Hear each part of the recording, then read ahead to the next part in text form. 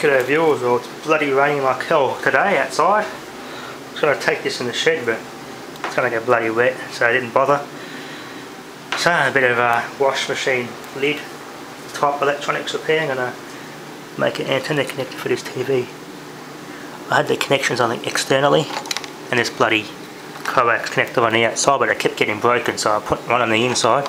I'm going to arrow up that there in place and plug the DVD player and modulator and Blu-ray player in there, so I can watch DVDs and Blu-rays for this little retro 1979 Fujitsu general TV. Just gotta put me the wiring on here and I'll arrow up that in place, tune it in, and then it'll be a proper connector like it's supposed to have, instead of a VHF antenna on the top there. Alright, that's my internal connections done. There's the outside nice and neat. That's my UHF connector. Now I'm going to test it, see if I can get a good signal. Then I could arrow up that in place and it should be fixed.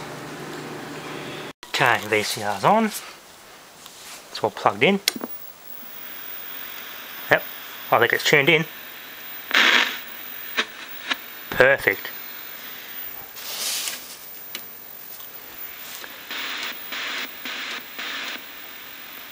Beautiful.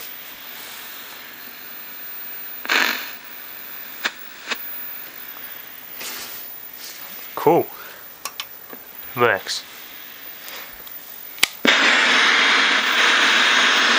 All I gotta do now is just arrow up that thing in place and she's fixed.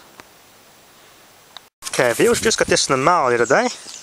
Your area is now scheduled to have a smart meter installed. Yippee!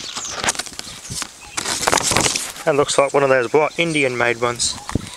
But because we're a power core, we're probably going to get a Aussie made Lennis and Gear model E3500, I think that model is. There's a dog over there. So, but scheduled to, they're going to change between the 10th and the 23rd of August. So next month they're going to change this. So they'll probably get rid of that time switch, because that's the 3-phase meter for the plant and the farm there. The smart meters that we're getting now are just for the house, a single phase. So they're probably going to piss that time switch off, and a smart meter will do the tariff change, just for the time being. Because they're going to eventually bring out 3-phase smart meters, have a law on the 1 meter then. That's actually a Warburton Frankie time switch, Sangamo time switch there. They're now called WF Energy Controls, and the company's still going strong today. So there you go, huh? I'll try and ask the meter operators if I can keep this meter, but so we'll see what happens. It's a Lennis and Gear MM2000 model, branded by Siemens, made in Greece, 3-phase 4-wire meter, dual rate,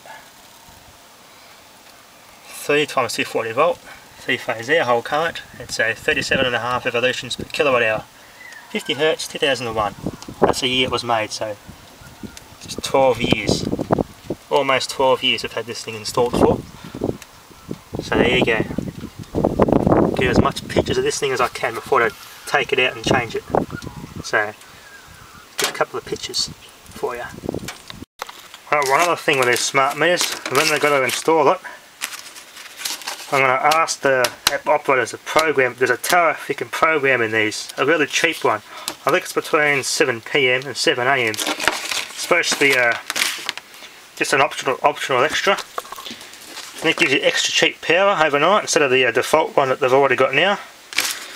So I don't know what the rate, how much it is, but apparently it's worthwhile getting anyway. It's a lot cheaper than nighttime tariff I've got now. So I'm going to get them to program it in and see what the overnight tariff's like.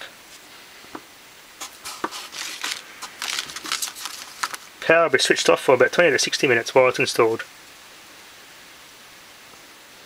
And there's you can get an in-home display for these, but I don't know how much that's going to cost. Probably not worth it, but